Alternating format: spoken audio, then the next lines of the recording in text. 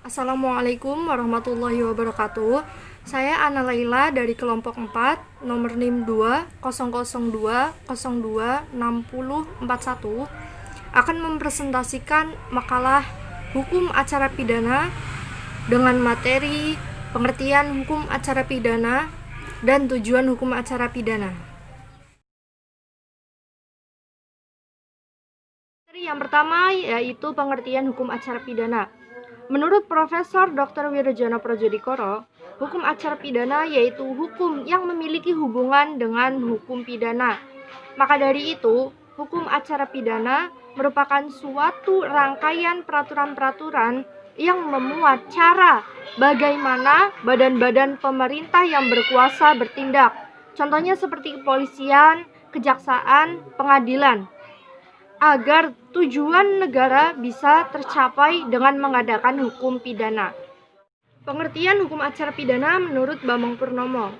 Menurut Bambang Purnomo, hukum acara pidana yaitu hukum yang mengatur ketentuan tentang tata cara suatu proses perkara, mengatur hak dan kewajiban bagi mereka yang memiliki sangkut paut dengan suatu proses perkara, serta mengatur pelaksanaan peradilan menurut undang-undang. Ketiga, hukum acara pidana menurut Simorangkir. Menurut Simorangkir, hukum acara pidana yaitu hukum yang melaksanakan dan mempertahankan hukum pidana material. Yang kedua, yaitu tujuan hukum acara pidana. Tujuan hukum acara pidana yaitu untuk mencari dan mengetahui suatu perkara pidana dengan menerapkan ketentuan hukum acara pidana secara jujur dan tepat, dengan tujuan mencari siapa yang telah melanggar hukum, lalu meminta pemeriksaan dan keputusan dari pengadilan supaya kita tahu kebenaran sesungguhnya itu seperti apa. Bertujuan untuk menegakkan ketertiban hukum dalam masyarakat, hukum acara pidana juga bertujuan untuk melindungi hak asasi manusia tiap individual, entah itu dari korban atau dari orang yang telah melanggar hukum tersebut. Sekian dari saya, Ana Laila, nomor NIM 20020026041 dari kelompok 4. Assalamualaikum warahmatullahi wabarakatuh. Perkenalkan, nama saya Siti Olifatun, NIM 20020261117, kelas KPI D1.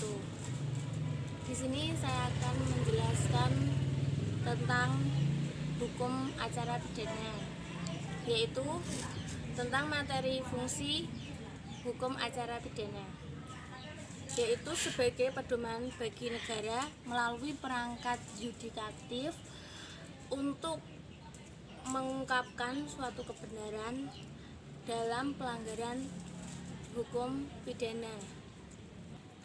Menurut Dr. Haji Rusli Muhammad, SHMH, hukum yaitu sebagai sarana represif dan preventif.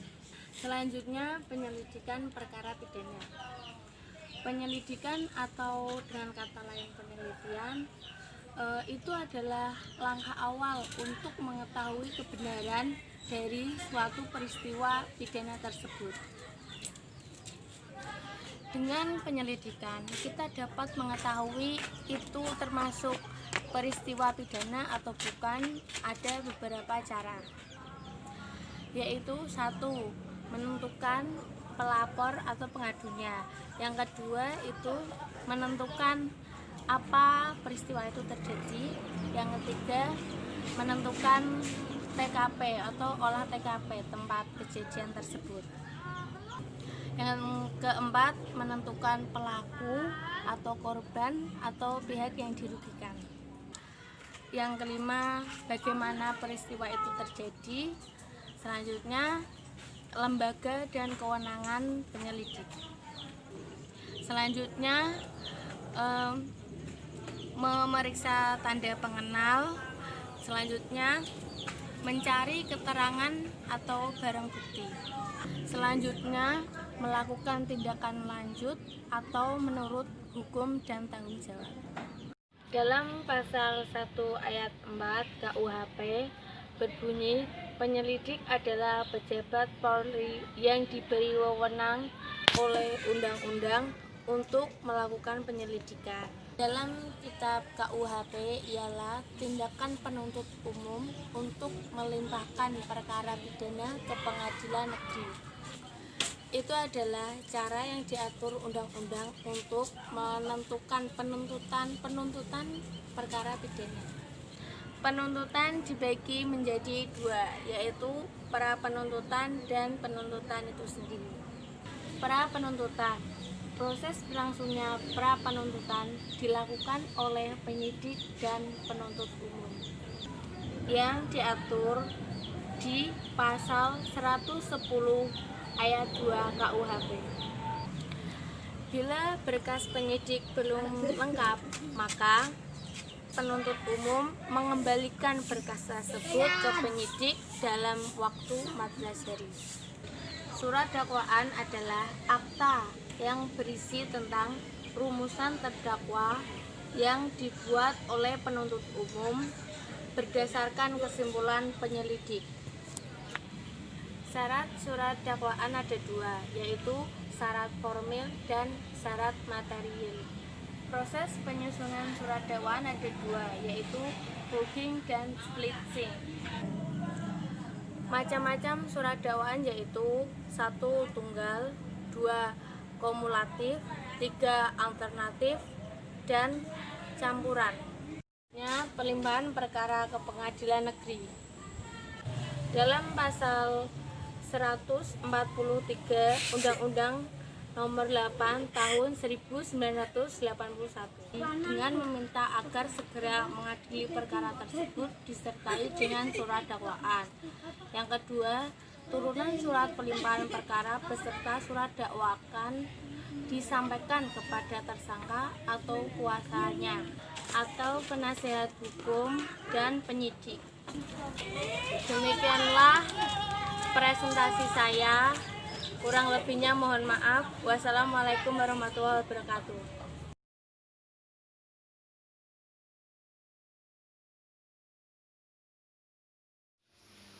Selanjutnya adalah perbedaan pengadilan dan peradilan. Yang pertama, pengadilan, yaitu badan atau instansi resmi yang melaksanakan sistem peradilan berupa memeriksa, mengadili, dan memutus sebuah perkara. Selanjutnya ada peradilan. Peradilan adalah segala proses yang dijalankan di pengadilan yang berhubungan dengan memeriksa, mengadili, serta memutus sebuah perkara yang berdasarkan dengan hukum. Intinya yaitu pengadilan adalah tempat subjek untuk mencari keadilan, sedangkan peradilan adalah proses dalam rangka menjalankan keadilan.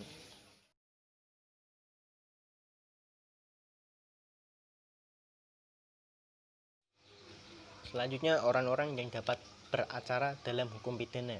Yang pertama, tersangka. Yang kedua, terdakwa. Yang ketiga, terpidana. Terpidana di sini adalah orang yang dipidana berdasarkan keputusan pengadilan yang memperoleh kekuatan hukum tetap. Selanjutnya ada penyelidik. Penyelidik adalah seseorang pejabat kepolisian Republik Indonesia yang diberi wewenang khusus oleh undang-undang untuk melakukan penyelidikan. Selanjutnya ada penyidik dan penyidik pembantu. Yang keenam ada jaksa dan penuntut umum. Yang ketujuh ada penasihat hukum dan advokat. Penasihat hukum dan advokat di sini adalah orang yang memberi bantuan hukum. Yang kedelapan adalah saksi. Saksi adalah orang yang memberi keterangan guna pemenuhan penyelidikan dan penyidikan tentang suatu perkara yang ia alami, ia lihat, dan ia dengar. Selanjutnya ada keterangan dari ahli, dan ke-10 ada keterangan dari anak, ke-11 dari keluarga, dan yang ke-12 adalah dari lembaga swadaya masyarakat atau LSM.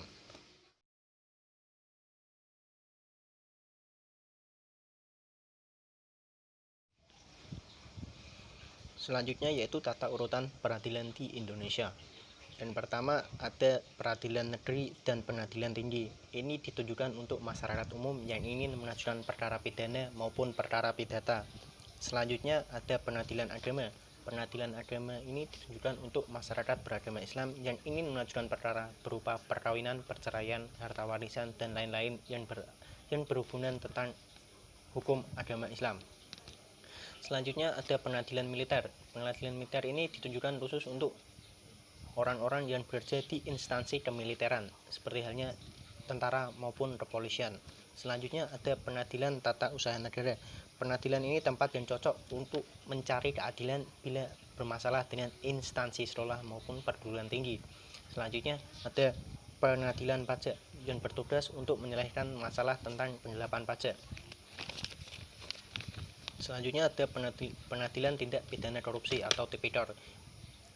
Pengadilan ini bertempat di ibu kota provinsi dan bertugas untuk menyelesaikan masalah